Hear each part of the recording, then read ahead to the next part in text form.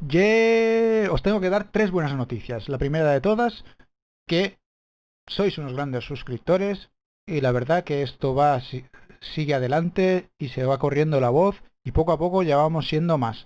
Esperemos llegar a los 1000 o muchos más. Muchísimas gracias a todos los que os habéis suscrito.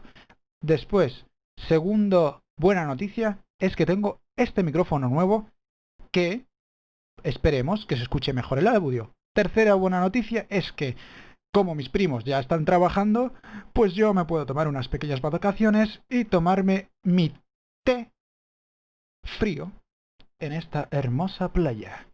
A disfrutar. ¿Qué, primo? ¡Ah!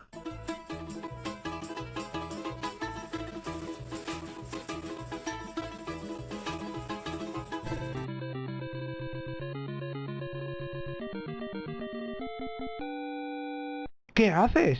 ¿Qué haces aquí? Disculpame, no era mi Mira, me has hecho intención tirar el vaso a la arena. alterarte, amigo, calmate un poco, no te pongas tan ¿Qué violento. quieres? ¿Y qué quiero? Pues justamente ahora me preguntaba, ¿por qué existe la violencia? ¿Por qué te pusiste tan violento? ¿Por qué existe la violencia? Vale, pues mira, te voy a explicar una teoría sobre el origen de la violencia que la hizo René Girard, un pensador muy famoso de Francia. Él hablaba de la teoría mimética, porque los seres humanos somos miméticos, copiamos las cosas los unos de los otros. Entonces, al principio, con los hombres primitivos, había ciertos objetos de deseo, como pueden ser los campos, las ovejas, las tierras, etc. Entonces, cuando había escasez de estos recursos, una persona se enfrentaba a la otra por el mismo objeto de deseo. Había una rivalidad mimética. ¿Por qué? Porque mientras dos se enfrentaban, un tercero veía y imitaba esta rivalidad mimética por el mismo objeto de deseo. Entonces, por ejemplo, un hijo veía lo que hacía su padre e imitaba esta misma violencia. Y esa violencia después se transmitía a la sociedad. Y así poco a poco se iba transmitiendo a todo el mundo por los objetos de deseo. Que después los objetos de deseo podían desaparecer y no saber muchas veces por qué se daba esta violencia. Simplemente a lo mejor ya no era una tierra, aunque la persona anterior lo que quería era una tierra. Entonces todo el mundo tenía un modelo a seguir. Normalmente los hijos tienen el modelo a seguir del padre y tratan de imitar al padre, pero hay otros tipos de modelos. Entonces, según esta teoría, llegaba una situación social que estaban enfrentados todos contra todos, como dice Hobbes, que en el estado de naturaleza los hombres están en una guerra constante. Pero resulta que esta guerra constante no se puede sostener. Para Hobbes, la solución es la creación del Estado.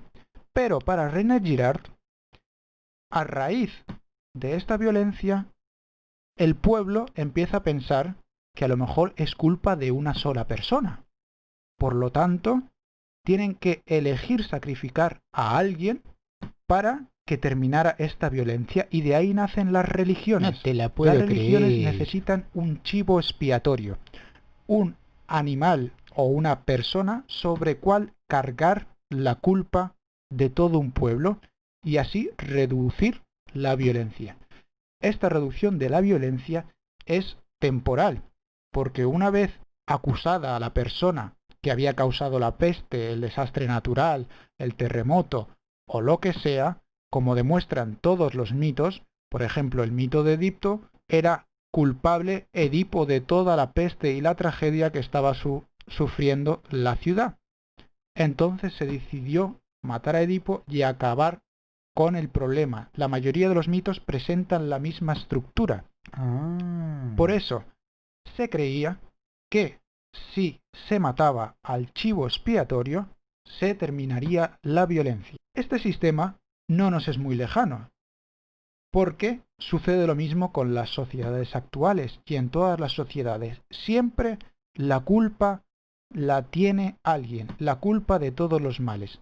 Ya puede ser el gobierno, puede ser un colectivo en concreto, una etnia. Por ejemplo, para el comunismo el enemigo era la burguesía. Creían que una vez destruida la burguesía ya no existiría la violencia, cosa que está científicamente probado e históricamente probado que no se soluciona nada. Al contrario, hubo más violencia todavía.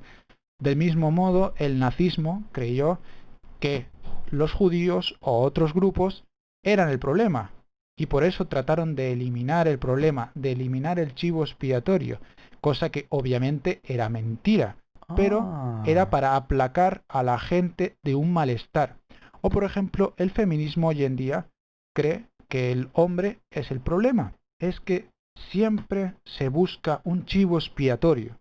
Y esto se ve desde la infancia, en el colegio, el bullying. ¿Por qué sale el bullying? Pues por el mismo motivo, porque las masas, la gente, busca a quién echarle la culpa, buscar un chivo expiatorio. Entonces, continuando con este razonamiento, de ese modo nacen las religiones para aplacar esta violencia a través de un sacrificio, el sacrificio de una víctima que hace de chivo expiatorio. Esta víctima tiene ciertas características y lo que trata a la gente de hacer para no convertirse en víctima es mimetizarse y hacer lo que hace toda la sociedad. Porque si eres el diferente, te van a condenar por ser el chivo expiatorio.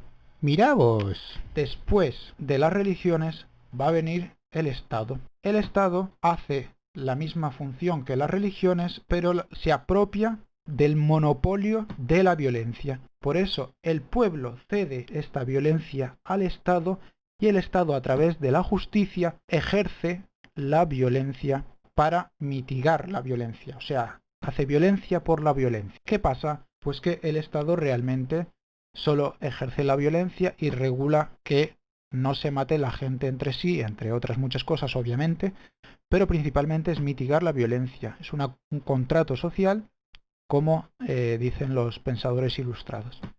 Pero esto tampoco aplaca la violencia. De hecho, vivimos todos en países democráticos y realmente no se ha aplacado la violencia. Entonces, ¿cuál es la solución que propone René Girard? René Girard, en su estudio de los mitos, descubrió que en el mito hay un problema, que siempre el que relata el mito griego, por ejemplo, siempre es un relato hecho desde la perspectiva de los que están matando a la víctima, no desde la perspectiva de la víctima. Y esto es una diferencia con la tradición judeocristiana. En la Biblia vemos muchas estructuras sacrificiales, de hecho había el sacrificio, pero poco a poco se va desvelando este misterio del mecanismo del chivo expiatorio. Este mecanismo lo desvelan, por ejemplo, en Abraham. Dios impide que Abraham sacrifique a su hijo, así evita los sacrificios humanos. Después vemos figuras como José, tiene la típica estructura de un mito, pero con la diferencia que José no es culpable y sus hermanos lo venden y sufre muchas cosas por causas externas a él, no es él el culpable. Y esto es lo importante que desvela el misterio del chivo expiatorio. No, me está cargando. Y así José sale triunfante y es la mano derecha del faraón. Pero el culmen más grande de este desmitificar el sistema del chivo expiatorio viene presentado en el cristianismo, porque Jesucristo es el inocente, el que da y entrega su propia vida por los demás. Este círculo vicioso, nos dice la Biblia, que se termina al dar uno gratuitamente la vida frente a la violencia, no resistirse al mal. Esto es muy complicado, obviamente. La cruz es el fin del chivo expiatorio, porque Jesucristo ha sido el sacrificio definitivo, y así, a lo largo de la historia, quien llega a descubrir este mecanismo se da cuenta que la única forma de parar la violencia es asumiendo que uno mismo es el perseguidor, que Está clarísimo. que yo soy el perseguidor, ¿Sos vos? Viste, yo lo sabía. que cada uno de nosotros ha sido malvado, ha sido violento. Y una vez que se descubre esto, hay dos opciones: o mimetizarse y decir yo no quiero involucrarme y me mimetizo entre la sociedad para que no me hagan chivo expiatorio, o la segunda opción es decir yo me ofrezco para que termine la violencia, porque no se puede vencer a la violencia con más violencia. Entonces, en vez de echarle la culpa al gobierno, de echarle la culpa a tu hermano, de echarle la culpa a quien sea, uno dice el culpable soy yo, y de esa manera se ofrece él mismo y no se resiste al mal. Muchos pensadores, sobre todo de los últimos tiempos, después de lo ocurrido en Auschwitz y las tragedias de la Segunda Guerra Mundial,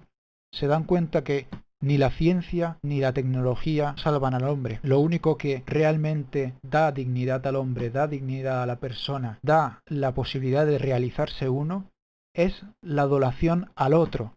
Como dice Levinas, está en el otro la plenitud del hombre. Ahora lo entiendo todo. Bueno, como vieron, mi primo no me dejó decir nada, así que diré lo del final.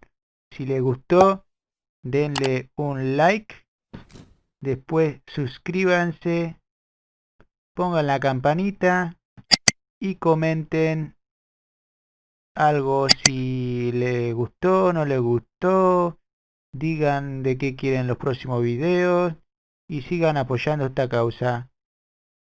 Nos vemos en el próximo video. Dale amigos, chao.